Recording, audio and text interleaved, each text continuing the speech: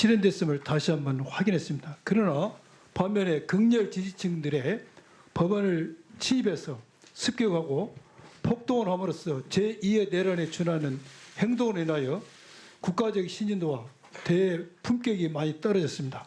당시 상황을 한번 영상으로 보겠습니다.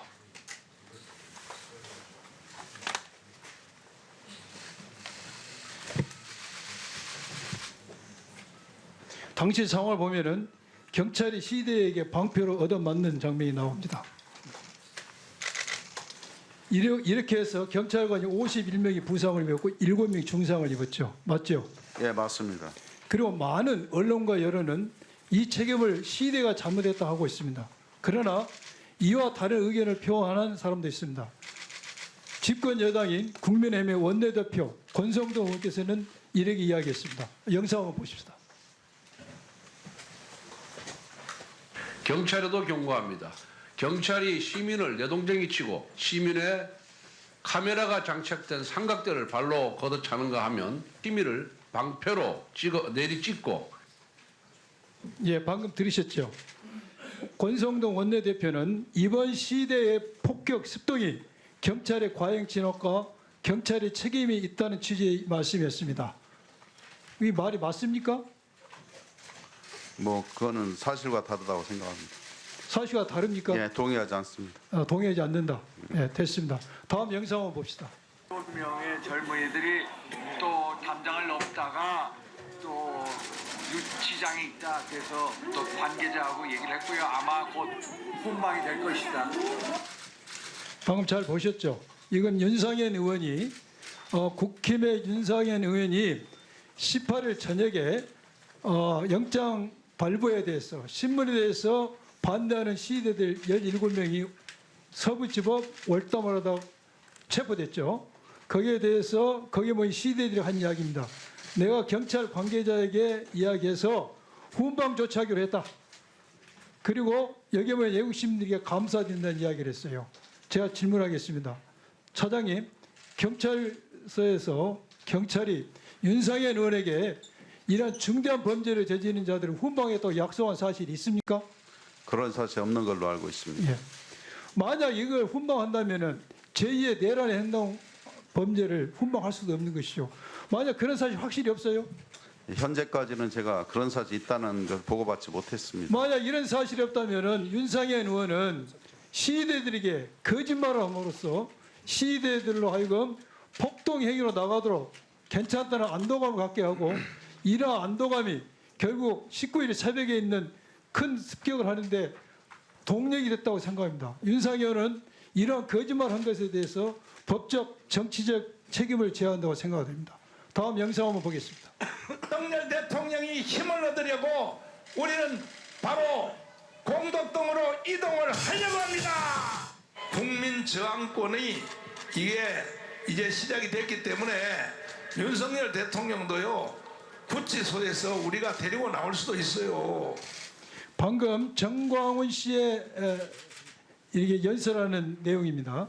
이거 외에도 정광훈 목사는 사랑의 제일교회에서 예배를 통해서 또 여러 유튜브를 통해서 이러한 국민에게 저항권 인정이 되기 때문에 구치소에서 강제로 윤석열 씨를 데리고 나와야 된다, 나올 수 있다.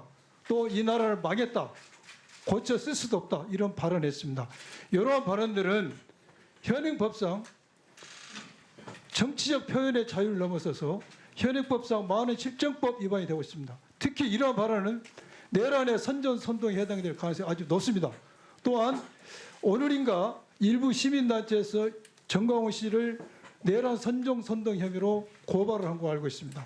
정광훈 씨에 대해서 즉시 체포해가지고 구속해야 된다, 구속 수사를 해야 된다고 생각하는데 차장님 그런 계획 있습니까? 아마 이 문제는 수사 기능에서 잘 살펴볼 거라고 생각을 합니다. 이걸 내부 방관해서는 안 됩니다. 엄단해야 됩니다. 또 하나는 이번에 언론에서 나왔지만은 많은 극우 유튜버들이 이 사태를 보고 있는데 책임이 있다는 게 중론입니다. 이러한 극우 유튜버들에 대해서도 철저히 수사하셔서 수입 창출 중단 조치를 해야 됩니다. 계좌 정지든 이런 엄단해 주시기 바랍니다. 그런 계획 있습니까? 네, 지금 수사 기능에서 면밀히 살펴보는 걸로 알고 있습니다. 또 하나는 이번에 90명인가 체포가 됐죠?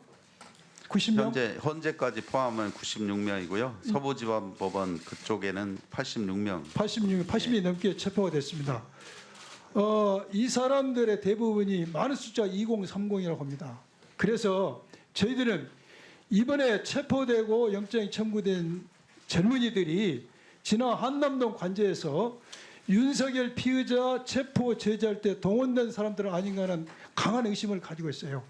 여기에 대해서 채증 작업이 끝났으니까 연계성에 대해서도 꼭 수사를 해주시기를 부탁드립니다. 그런 계획을 가지고 있습니까? 아직 확인되진 않았지만 뭐 수사기관에서 여러 가지 상황에 대해서 확인 작업 중에 있는 걸로 알고 있습니다. 또 하나는 이번에 처음 구속영장이 발부되기 전에 경찰 병력이 3,000명이 나갔죠. 예, 그렇습니다. 그때 시위대는 35,000명. 네, 그렇습니다. 그런데 영장 신문이 끝나는 시대가 1,300명으로 줄어들고 경찰 병력 1,000명으로 줄였습니다. 네, 그리고 3시부터 이게 폭동이 일어나기 시작했어요. 그리고 이걸 진압하다 안 되니까 5시 반에 완전 진압봉으로 기동대가 들어왔습니다. 뭐 진압이 됐지만은 제가 여기서 지적하고 싶은 것은 16, 17, 18일 3일간 계속해서 강력한 폭동이 일어난 것이 예고됐습니다. 소방관사에 30건의 신고가 접수가 됐습니다. 이런 강력 폭력을 예상하는. 그럼에도 불구하고 경찰이 경력을 줄인 것, 또한 완전 진압을 하지 않고 처음 시작했다는 것, 특히 후문 경비가 소홀했다는 것은 유감스럽습니다. 앞으로 이런 폭력 시위대는 앞으로 수사기관과 현재 법원에 가서 똑같은 행동을 하려고 생각합니다. 보다 더 철저한 대응과 조치를 해주시기를 부탁드립니다. 말씀해 주십시오. 당시에 그 시위대가 3,500명에서 의원님 말씀대로 1,300명으로 줄었고요. 저희들도 3,000명에서 900여 명으로 줄였는데 시위대는 한 95%가 감소됐고 저희들은 한 30% 정도 그런 상황을 대비해서 유지하고 있었다고 생각을 합니다.